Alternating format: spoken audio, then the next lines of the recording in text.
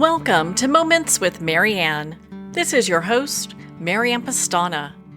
And we're here today with special guest, Dr. Melvin Mahone, who's here to share with us coping with stress and building leadership, one man's journey. So are you aware of the harmful impact that workplace stress can have on our well-being? Well, today we'll dive into that question. Dr. Melvin Mahone is an assistant professor of sociology at Payne College in Augusta, Georgia. He earned his PhD in criminal justice with a focus on corrections from Union Institute and University in 2002. Dr. Mahone began his career in criminal justice in 1972 as a federal protective officer and later held roles with the Bureau of Prisons, Florida State Probation and Parole, and Illinois State Parole. He also worked as a process server, mental health worker, drug counselor, and social services trainee. So welcome to the show, Dr. Melvin Mahone. Thank you, ma'am. What an honor it is to have you here and to talk about this book. What inspired you to write this? The book deals with coping with stress and building leadership, one man's journey, the journey I went through in coping with stress from 1980 until now.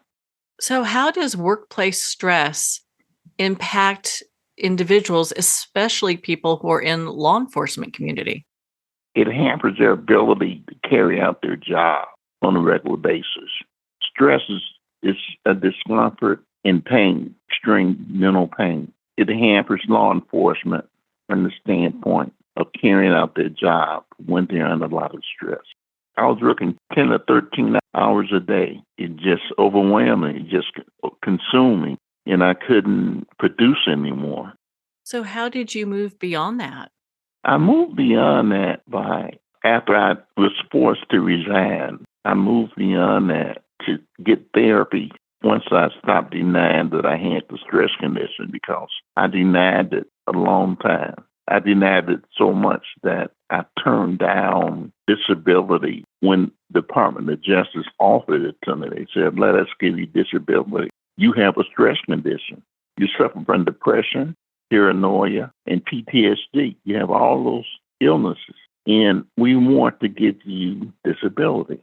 I said, I don't want your disability, because I didn't want to admit I had the problem. And that's typical of people in law enforcement. It's more masculine to not admit you have the problem. Are people afraid to admit that they have stress in work environments because they don't know what to do next? Right. Well, I had to make a decision. I had to get out. I had to make a transition from law enforcement into something else that was less stressful. And I accomplished that after I got my PhD.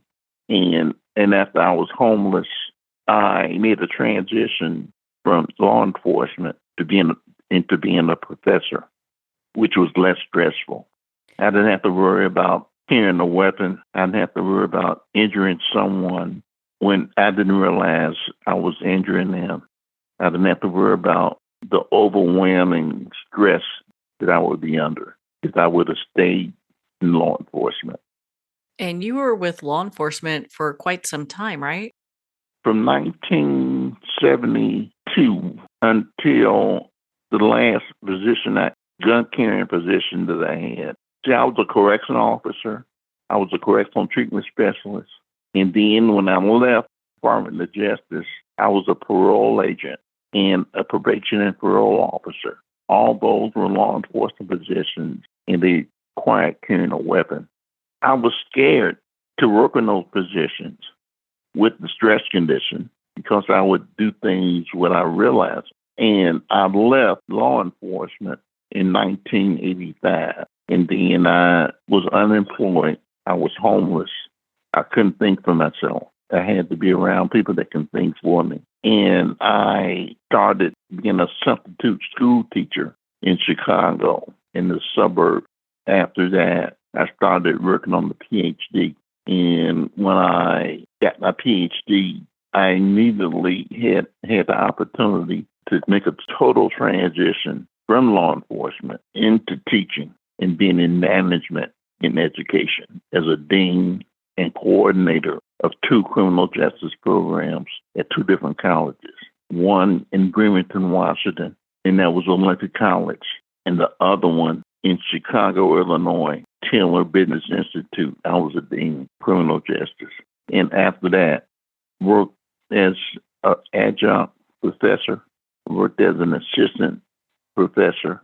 I assumed the position that I have now for the last 8 years of assistant professor of sociology at Payne College in Augusta, Georgia.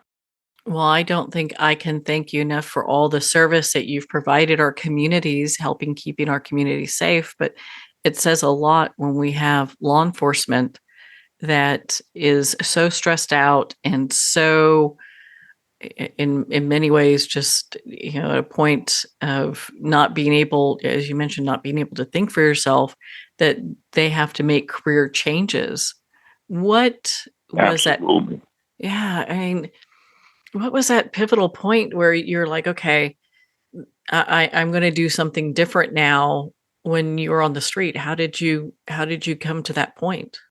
Well, I started in 1980 after I was forced to resign law enforcement position as a correctional treatment specialist for the Department of Justice. I started going to the DA, and they were being counseling. They didn't find a cure for my PTSD problem until 1997. So from 1980 to 1997, I was on different medications. It was hard because the medication wasn't agreeing with my system, with my nervous system. They put me on, I was on olanzapine, Depakote, and trazodone, and that agreed with me. And I started being normal again. But I still had the stress condition. It never leaves you. So that was the situation. In your book, you talk about coping with stress, and you went through some very extreme levels of stress. So how do we cope with it? Well, you think positive. Every day it's different. It goes in cycles, the way you feel. We said it and you say, well, yesterday I felt like this, and today I feel like this. You'll know what to do when you're under a lot of stress, when you're trying to cope with a lot of stress. And I've learned to do that. I've learned to know what to do when I feel stressed out. I get like that off and on, but not as much because of the medication. And then in 2009, I had open heart surgery. I battled through that. I had an aortic stenosis, inhaled Agent Orange in Vietnam. It made my valve inoperable. So they had to put an artificial valve in me. They put a pig valve in me. I'm walking around with a pig valve. And I've been fortunate that I haven't had to have surgery again. It usually lasts around 10 years. I've had that pig valve in me since 2009. It's been a while. Not only had to cope with stress, I had to cope with the valve. And I get tired. I get sluggish. I don't have a lot of energy as a result of the valve. And that happened to me in Vietnam when I went on patrols. I inhaled Agent Orange. Now, they gave me disability, the military. Well, on that note, we're going to pause here for a quick break. We've been speaking with Dr. Melvin Mahone in regards to his book, Coping with Stress and Building Leadership, One Man's Journey. You've been listening to Moments with Mary Ann. We'll be right back after these messages from our sponsors. Are you an author, speaker, or expert who is looking for more publicity? Visit radioguestlist.com and sign up for free interview requests from shows looking for guests. Radio Guest List is the #1 free booking resource for radio, podcasts, and TV talk shows who are looking for experts like you right now. Visit radioguestlist.com and sign up today to get the visibility you deserve. There comes a moment when you realize you're somewhere special, when you discover that each beautiful creature that you see has been rescued from a life of absolute horror and brought to this incredibly free place. Here's where their lives were forever changed and where yours will as well. Discover over 500 tigers, bears, and lions at the brand new visitor center at the Wild Animal Sanctuary just outside Denver. For more information, visit wildanimalsanctuary.org. Discover true freedom at the Wild Animal Sanctuary. It's one thing to become attached to your perfect home, but what do you do when that home becomes attached to you? A family in dire need of a fresh start, a mysterious house tied to the past. Buried deep within the foundation of the old Far Hill Manor lies a centuries-old secret. Dark forces or something stronger just waiting to be discovered. Caretaker, a supernatural thriller by breakout authors R.J. Halpert. Internationally recognized and award-winning author Judy Goodman works and teaches outside the box of limited thinking. Working with people from every walk of life, her goal is to empower you to be the best you can be, no matter what the challenge is. Born with the gift of seeing beyond our normal vision, she has an extraordinary gift of working with every challenge. Teaching beyond conventional wisdom, her work is described as life-changing. Visit judygoodman.com. That's judygoodman.com.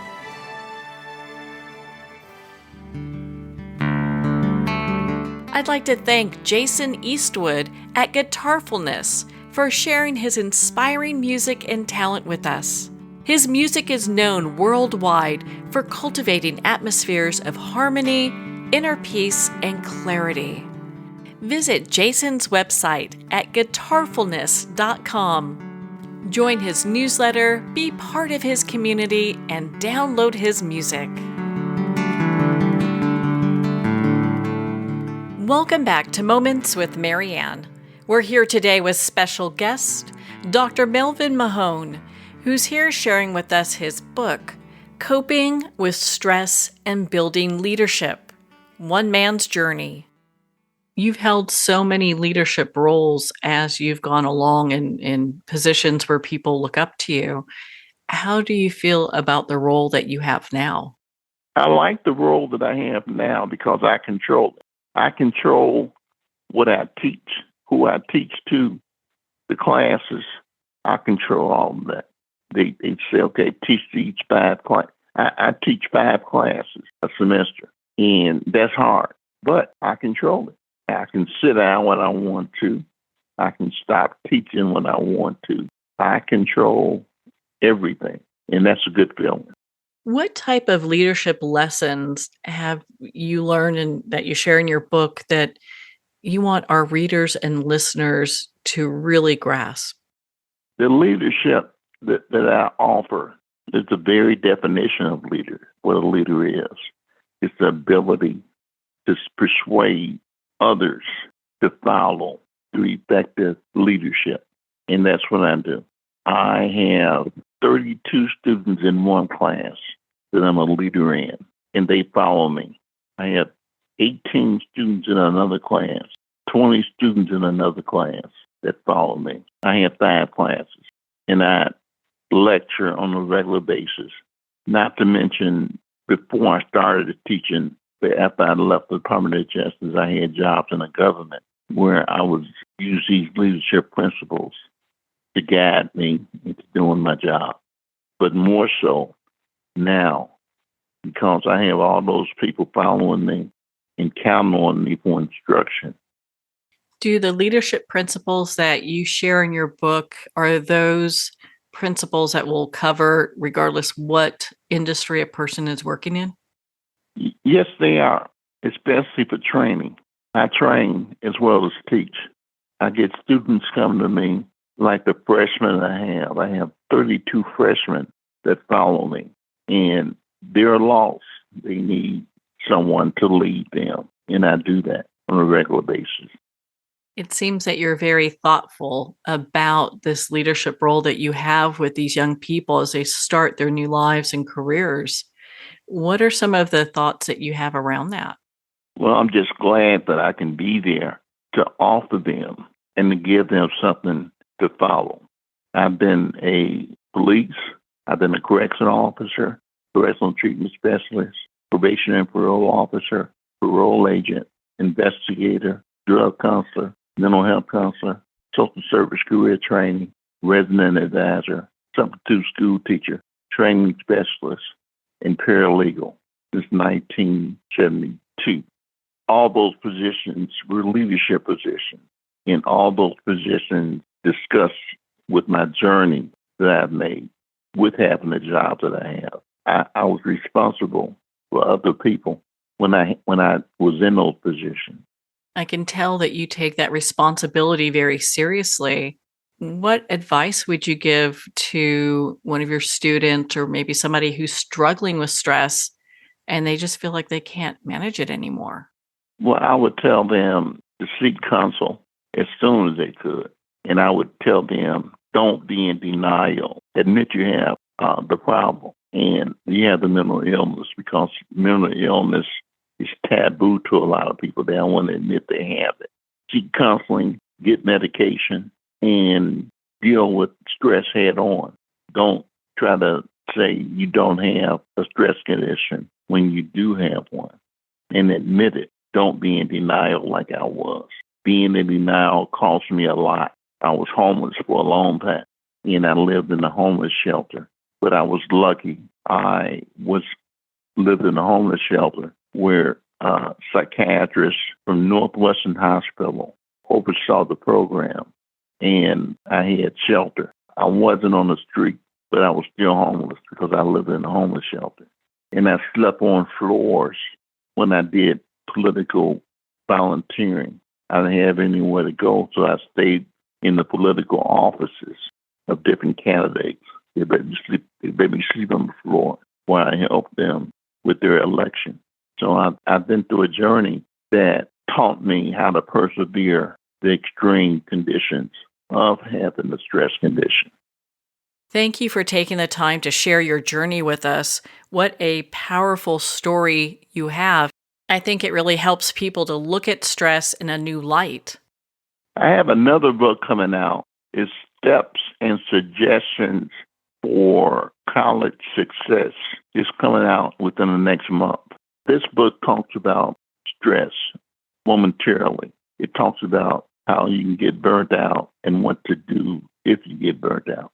For students, mostly for freshmen, just starting in college, and start working on another book in December of this year. That's going to deal with overcoming adversities. It's only going to touch on that. That's going to be an extension of coping with stress. Well, my goodness, Dr. Mahone, I mean, we could talk forever, especially on your book, Coping with Stress and Building Leadership. Where can our listeners connect with you and be part of your community and learn more about your work? My website is www.doctor,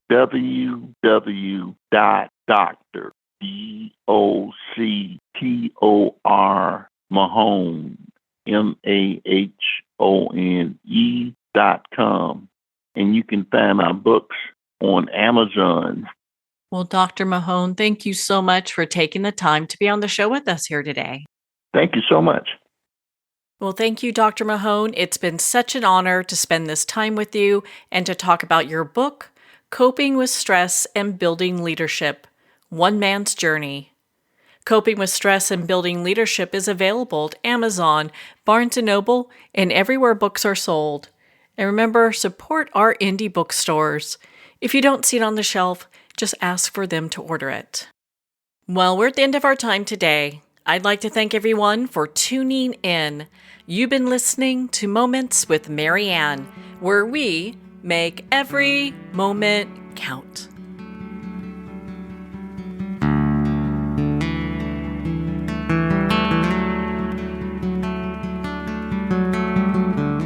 In a single moment, your life can change. Moments with Mary Ann is a transformative hour that covers an endless array of topics with the best of the best. Her guests are leaders in their fields, ranging from inspirational authors, top industry leaders, and business and spiritual entrepreneurs. Each guest is gifted and a true visionary, a recognized leader in her own work, and while teaching others to develop, refocus, and grow, Mary Ann will bring the best guest and sometimes a special surprise. Don't miss this. You never know just which moment will change your life forever. Make sure to tune in and visit momentswithmarianne.com for more information.